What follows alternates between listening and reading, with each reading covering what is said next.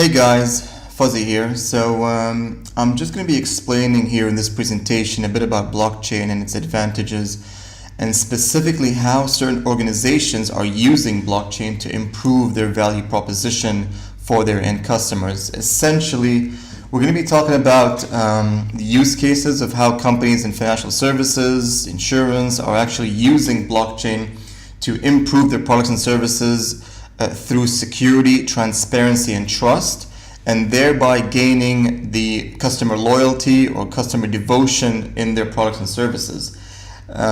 So I did this presentation about 2 days ago on the 29th of July for a conference called Blockchain Congress, or World Blockchain Congress, that was held here in Bahrain. And it was like a 30-minute presentation, so I got a lot of questions, and I think I'm just going to do like a summary of it here, just for you guys to understand how you can utilize and benefit from blockchain as a technology, right?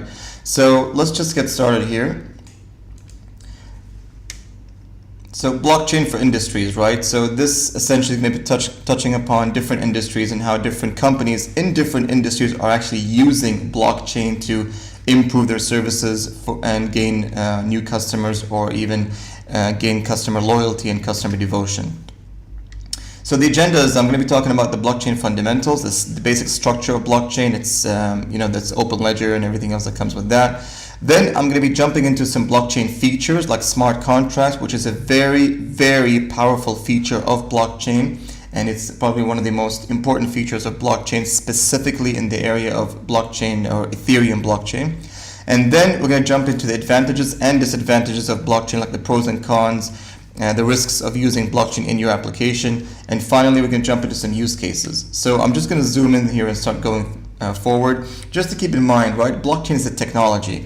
It's just like AI, just like any other technology. It can be utilized in the right way, and you can really benefit from it, utilizing it to improve your services and your products, to gain or to keep loyal customers, or to keep customers from going to your competition, right? Essentially, this is the scenario that we live in today. Disruption is coming whether we like it or not, right? So utilizing or leveraging new technology to improve your services will help you stay ahead and meet your competitive advantages in the industry. So in the Gulf, right? So what's happening? Here's a classic example, or probably a very, very effective use of blockchain to improve services for a bank. So Emirates NBD, based in Dubai, they recently this year they launched blockchain for checks. So what they did was, currently right now in Dubai, when you go, let's say for example you're going to be selling you're in Dubai and you want to sell your car, right? And you put your car for sale, and then you get these buyers that come up to you and they say they're going to write you a check. If, let's say, buyer A comes up to you and he says, I'll give you a check for this amount, and that's an Emirates NBD check. Well, with this check right now, you can actually open the Emirates NBD app on your mobile, scan a QR code that is printed on the Emirates NBD check, right? Scan the QR code using the app, and it's going to give you a history and a confirmation that this check is authentic and original and issued by Emirates NBD, right?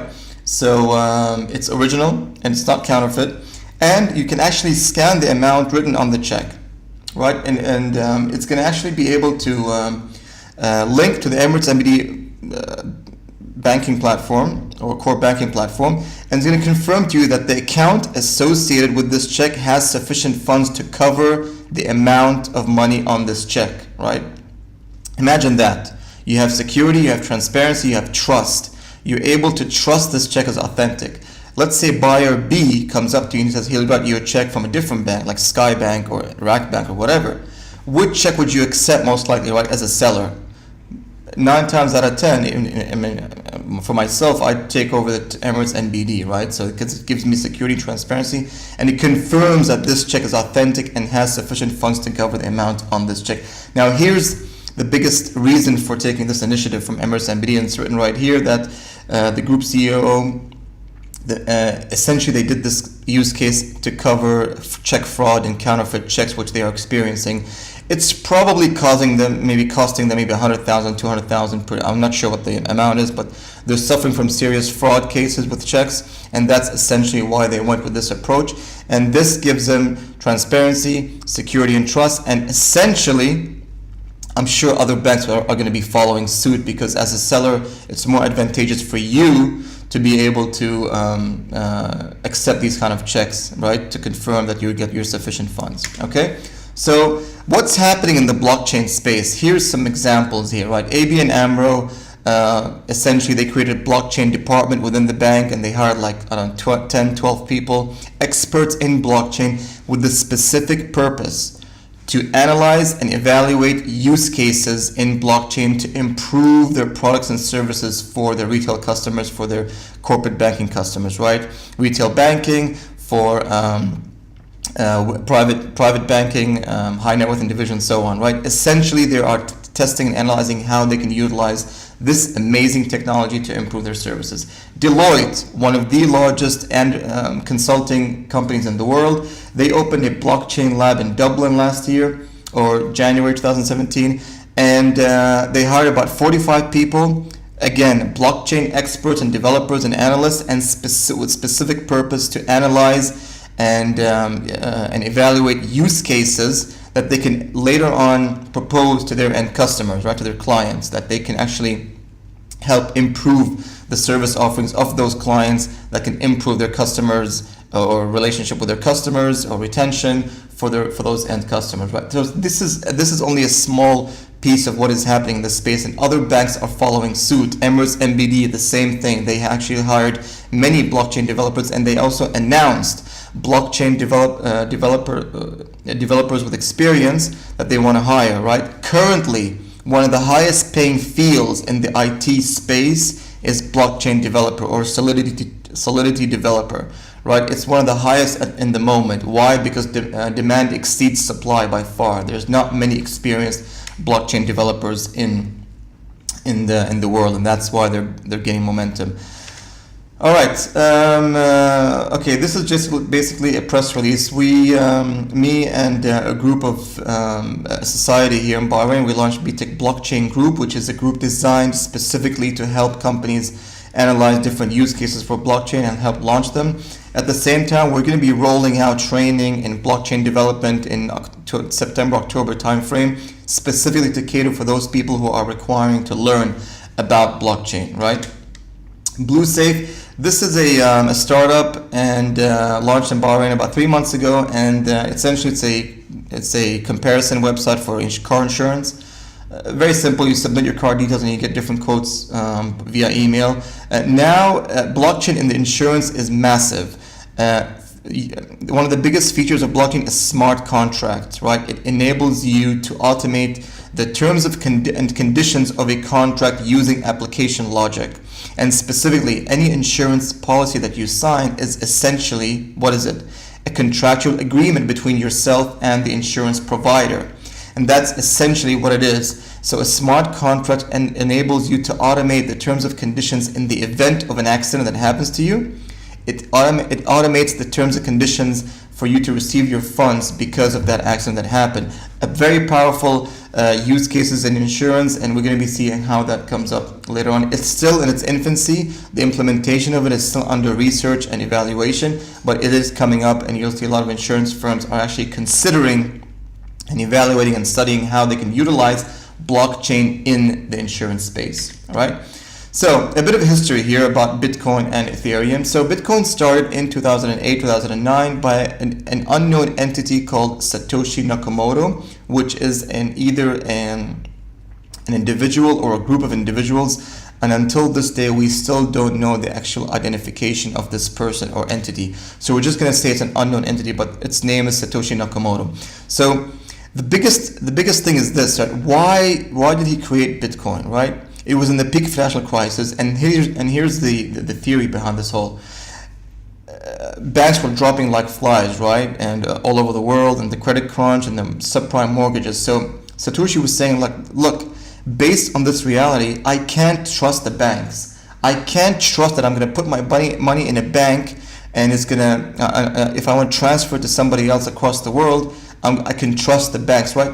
The reality just proved itself. I simply cannot trust the banks, and here's the reality: they're dropping like flies, and most likely the cause of this great crisis were caused by specific banks in the U.S. on Wall Street, right? And until today, not a single Wall Street executive or a bank executive or a CFO or a CEO was actually convicted of a crime that was created in the financial crisis, which tells you one clear thing: the system is rigged to protect the elite few, right? And this is the scenario. So Satoshi said, I have to create a secure way for me to be able to transfer money across the world, different countries, skipping the banks, skipping the central banks, and skipping the exuberant fees that banks charge their customers. And hence, he created Bitcoin, and it was successful. And the fact that it works proves the case that blockchain technology actually is effective in carrying out that specific use case. Now, one clear point to understand here: Bitcoin as a digital currency is a type of an application on the blockchain, right? It's just one simple instance on the blockchain, right? Just like email. Email is a type of an application on internet, right? World Wide Web is a type of an application on the internet. This is what the analogy is here. Now, let's forward a bit 4 or 5 years now, and then there's a guy called Vitalik Buterin who created the Ethereum network, and he was very active on the Bitcoin blockchain, and he decided that, look, since this is just one aspect of it, now we can actually utilize blockchain for other activities and other programs or other applications. And how can I utilize this technology to be able to automate terms of conditions of contracts?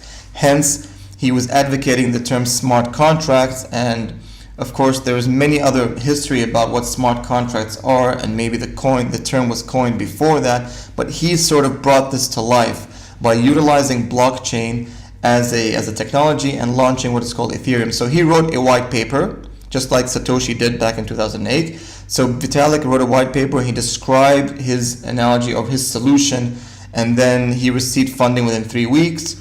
And he got sent over to Switzerland to start this initiative, and hence Ethereum was born. And then, of course, smart contracts and Solidity, the programming language that comes with it. So let's just move on. I mean, you guys can look up how Ethereum was started, but that's not the purpose of this presentation. So the fundamental of blockchain is this, right? You have an open ledger, you have one giant massive Excel sheet. Just imagine that Excel sheet with different transactions with date and timestamp written on it, right?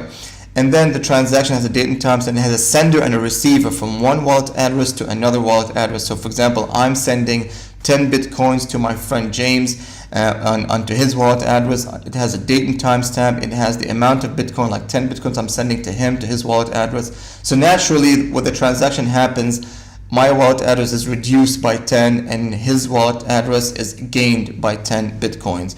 So the transaction details happens across the blockchain network. And the blocks, number 3 here, blocks you have here, this is like a group of transactions, right? That's essentially what it means. A block is a group of transactions, in this case 6 to 7 transactions that are grouped together for ease of maintenance, and they're linked from block to block, one after the other, right?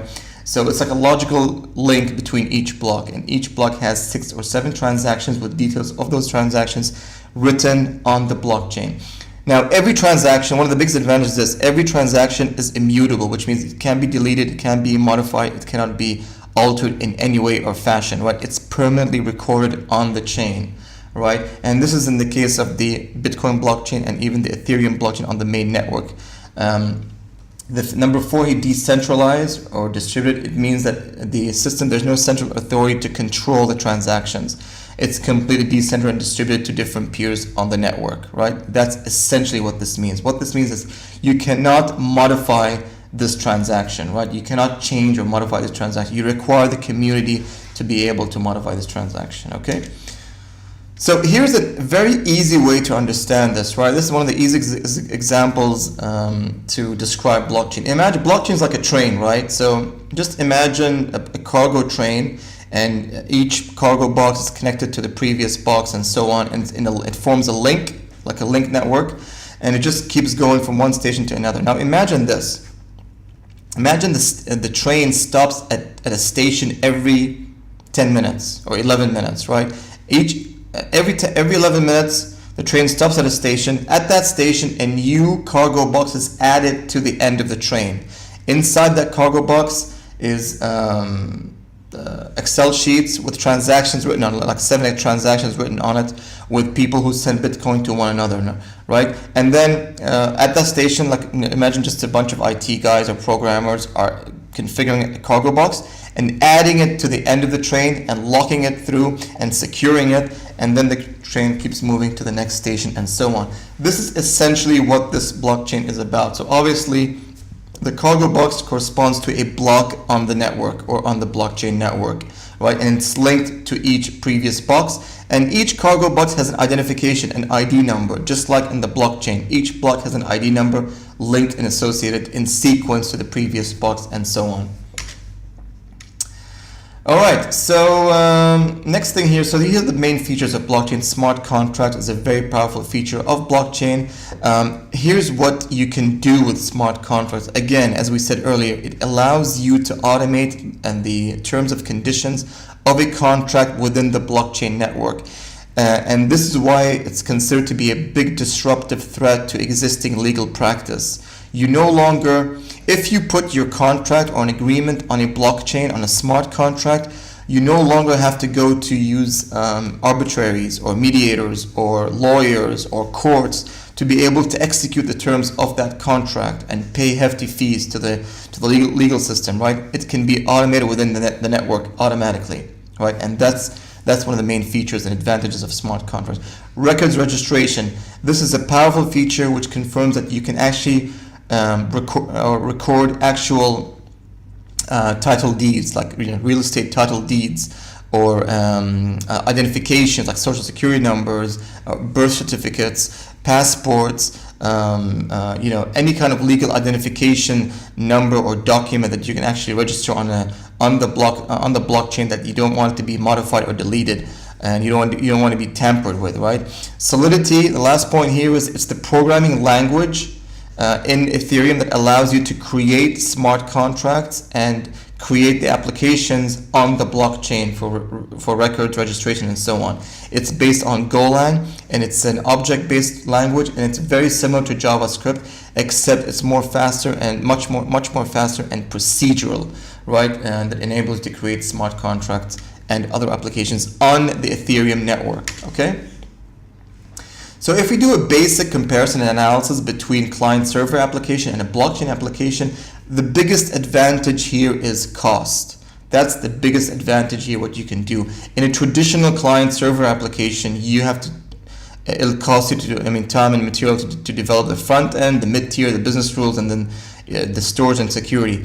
The storage and security of any application is a big cost, probably 30 to 40% of the application. Why is that? Because you have to pay for license fees, for security license fees, for SSL, for Veritas certifications, for firewall securities if it's on-prem in your data center, for endpoint security, for database storage and whatnot, and every other security license. And you have to pay for AMCs, annual maintenance contract, and pay suppliers and vendors to be able to secure this application and the network. So there's a big cost associated with storing your application, making sure it's secure.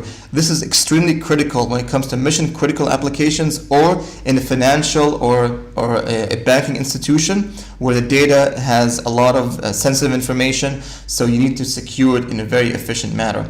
The advantage of using blockchain is that you develop the front end and the business rules. The security part, the storage and security, is actually built into the network, right?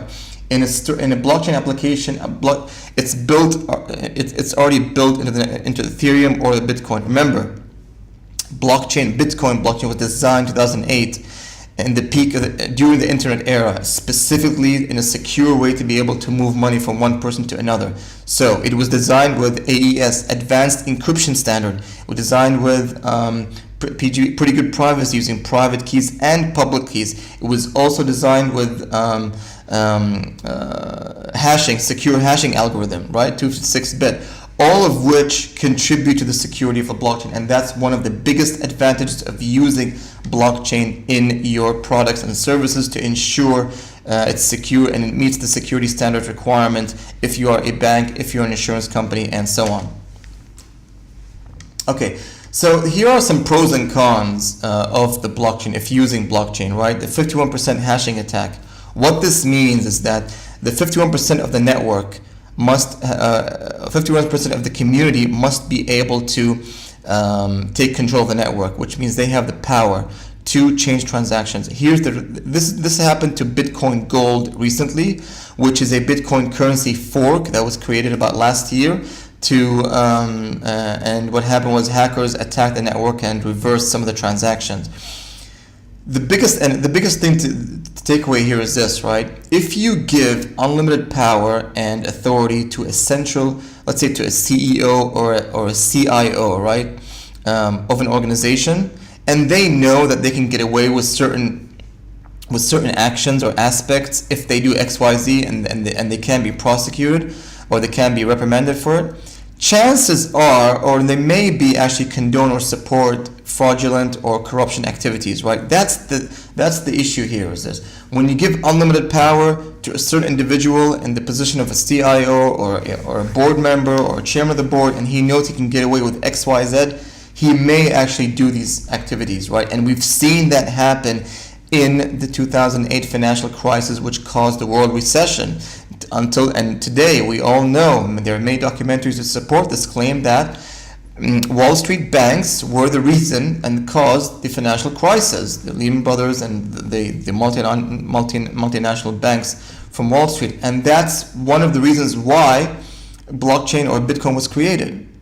So the advantages of using blockchain is this: it has built-in security, it's decentralized, transactions cannot be changed or modified or deleted unless a 51% hashing attack is taken over on the network, right? Okay, so why is all this important, right? So here's the thing: the biggest advantage of using blockchain is devotion and loyalty, security, transparency, and trust, right? So in any organization, your aim is to create loyalty customers, loyalty among customers. And here's what this means: a loyal customer is a long-term customer, right? But a devoted customer is a lifelong customer. So how do you make that shift from a loyal customer to a devoted customer, right? Blockchain can certainly help in that respect by giving you the security, transparency, and trust. Here's an example. We've seen the example in Emirates NBD when they issued the checks with a QR code. This allows them to be able to improve their services with their customers, creating a devotion with their customers, because they believe that now the bank actually goes the extra mile to support and create trust with their customers. When you go to their use cases of genuine products, right? So what happens is, I think this is implemented in China and other countries, where you can now, if you want to buy an original, you want to ensure that this is an original good. Like let's say for food, you want to be able to confirm that this. Let's say you're going grocery shopping and you want to buy like a steak or any other food items. So what happens is you can scan a QR code on that food item, and it will confirm to you that this food item is confirmed and a genuine product of this supplier or of this vendor or of this food supplier, and it confirms it's authentic and original and a genuine product. So this way you feel transparency, you feel the trust when you're buying something. You don't feel like you're being fooled by it. And these are some of the biggest advantages in using blockchain and how it can effectively be used to implement or be implemented in your products and services. So some basic use cases currently in the space of blockchain: KYC and digital identification. This is now being implemented across different banks, specifically in the Southeast Asia market, like Singapore and Malaysia. And what this means is storing identification on a KYC. KYC is Know Your Customer. It's basically documentation requirements for any customer who want to be able to conduct banking transactions, or you want to be able to open accounts in a bank. They have to submit their passport identification IDs, social security identification, birth certificates, and so on. With every country it's different. Now, here's the advantage here. Imagine your identification is being stored on a blockchain application, secured and authenticated by the central bank and by the government and by the required authorities. This way, whenever you go to any bank and you want to open a new bank account, the bank does not have to come and ask you for these documents again, and you have to go and submit copies of the documents. So what happens is the bank can simply access your social security number on a blockchain application, which is, let's say, by the central bank, approved by the central bank, or by the credit authority of that country, and they enter your social security number or your population or your country identification number, and they can get a history of those documents. And these documents are already pre-approved and authenticated and confirmed as original when you originally submitted those documents in the beginning, right? So the bank simply gets those information and hits confirmed and verifies that these documents are authentic and original, and can go ahead and continue your service, or you continue the service to opening for you a banking or a checking account. What does that mean for the customer? Faster time to market. That's the biggest advantage here, a faster time to market. When a customer goes in any country and he has to resubmit his identification, it's going to take him maybe an hour, 2 hours until the checking account is created. In this case, you reduce that time to like 10 minutes or 5 minutes because the bank simply confirms your ID over the network. Telecom, the second use case here in roaming. Roaming is a big area for telecommunication companies, especially for international GSM mobile operators, because they have to have roaming agreements between different operators in the world to collect that money for customers who fly into different countries and use those services. So let's say, for example, from Bahrain, I travel to Dubai and I use the network in Etisalat or Du for, let's say, for a week, and let's say I use about 100 BD worth of calls or SMS traffic and data traffic. When I come back to Bahrain, I continue on that bill, that amount is added to my invoice or my bill on my mobile operator. So the time it takes for a mobile operator to be able to collect that money from the other operator, it's about 3 to 6 months. It's a very long time to be able to collect that money, right, from the operator. So it goes through a lengthy process of roaming agreements and contractual agreements, and the mobile operator has to actually pay a clearinghouse that will confirm the records of each operator matches correctly and the amount is correct and can be issued for that operator. So that's a bit beyond the scope of this presentation, but if you have any more questions about that, feel free to drop me a line, a comment, and I'll explain that later in more detail, in depth. Crypto wallet is we've seen this happening now, right? So what's happening here is that Amazon, Expedia are now accepting payments using Bitcoin and using Litecoin or Ether. So if you have a crypto wallet now with some Ether or Bitcoin on it, you can actually use that digital money to pay for products and services from online retailers such as Dell and Amazon and so on. Why is this important for large multinational retailers? Here's the biggest thing. Currently, for credit card transactions, think of telecom operators. When they receive money from you as a customer, they get charged 3% revenue on each transaction, right? From if it's Visa or MasterCard or any other credit card for that matter, right? So imagine a telecom operator who receives, let's say, $10 million in revenue per year. 300,000 of that goes to the banks and the credit card companies, right? So imagine if they enable and tell you, look, you can pay your invoice using crypto wallet, and you'll receive additional 10 GB of data on your mobile device or on your mobile card, right, or on your mobile line.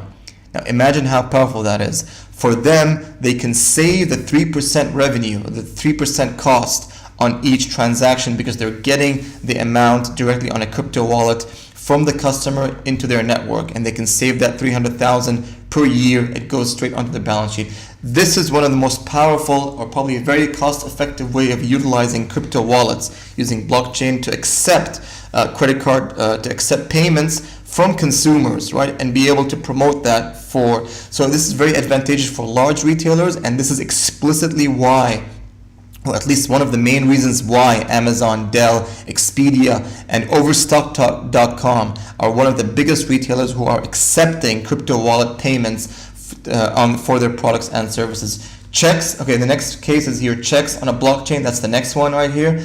And then, which we talked about earlier by Emirates MBD. The second one, the third, well, number 1, 2, 3, 4. The fourth one is bank collateral.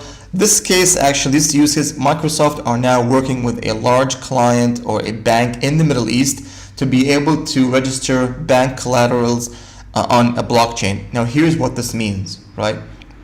What this means is this. Whenever you go to apply for a loan in a bank and they ask you for a collateral, let's say if it's a real estate asset or a stock asset or equity, when you submit your documents of that, let's say, for example, if it's a title deed and you submit a title deed document to the bank as a collateral on that loan. The amount it takes currently for a bank to confirm and approve that title deed is actually authentic, it's an average of 2 to 3 weeks. Why is that? Because they have to check with the central authorities, with the government authorities, that this title deed is actually authentic and original and confirmed and approved by the government, and it actually reflects the accurate land ownership of that piece of land for that, or that real estate piece for that customer. So imagine the bank has access to an application on a blockchain by the, let's say, the land registration department, and it confirms that this customer with this social security number or this identification or passport number has ownership of this land, and it's authentic and original and approved by the government. And so the bank can simply tick confirmed, and he can give the customer and process that customer the approval for that loan. So the biggest advantage here, reducing time to market, reducing service and processing. They reduce the amount to approve those document requirements from 3 weeks down to 2 days or 1 day as if required. And these are some of the most powerful ways of how you can utilize blockchain to improve your service offerings for your customers, reducing time to market, reducing processing time and approval time, and specifically reducing cost when it comes to crypto wallet, for you to be able to accept crypto wallet payments for your products and services. Now, the biggest advantage here is this, right? Blockchain is a technology, right? It's just like any other technology. It can be utilized and leveraged in the right way to improve your products and services and turn loyal customers into devoted customers, right?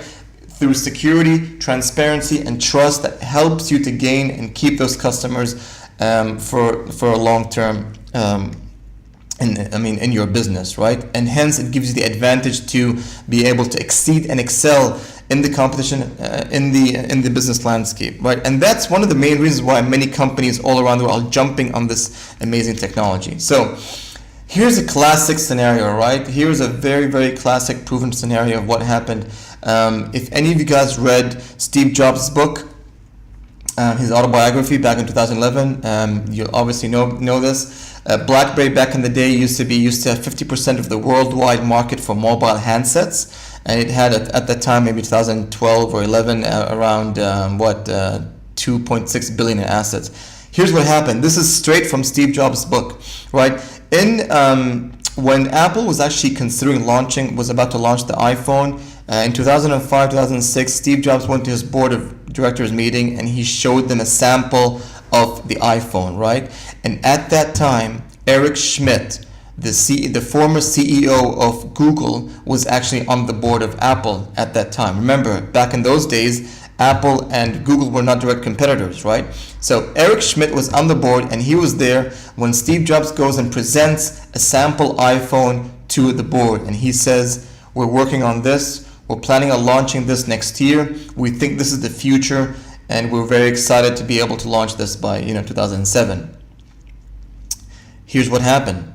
What exactly happened, right? Eric Schmidt saw that phone, and he took a sample of that mobile, and he took it to Google founders, and he showed it to him, and he showed them the mobile. He said, we have to get something like this now, today, not next year, not in 2 years down, not in 2 years time, but now. Why is that? Because this is the future, right? Because he believed that this was the future, right? And he convinced Google founders to invest in this. So what happened? 3 months later, they went and they acquired a company called Android, which specializes in mobile OSs. And today, the entire world knows Android, right? From one decision of leveraging a new technology to be able to improve your services and offerings for your customers, right? That's one decision. And look where they are today. BlackBerry, at the iPhone launch in 2007, BlackBerry CEO, he said, this is taken from Forbes online. He said, we'll be fine, don't worry, right? We're going to be just fine. 5 years later, they went from having 2.6 billion in assets to having a 1.5 billion in deficit, right? And they no longer exist today. Why? Because they were not able to register, or they were not able to leverage new technology, or they did not see the importance of this new technology going forward. And that's one of the most powerful features of this technology, and how you can leverage technology to improve your services going forward. So, leveraging new technology, right? That's the key point here. Blockchain is a profound technology which enables you to improve your services for your customers and maintain new customers. And hence it can be used, as we've seen earlier, in some different use cases to improve your services for the public. All right. So let me know what you guys think. We talked about use cases of blockchain. We talked about the advantages of blockchain. We talked about how it can be utilized. Let me know what you think. If you have any comments and questions, please feel free to drop them on the links down below. And I hope you learned something new in this presentation. Thank you for your time. I appreciate your time for listening to this, and I wish you all the best. Have a great day. Cheers. Bye.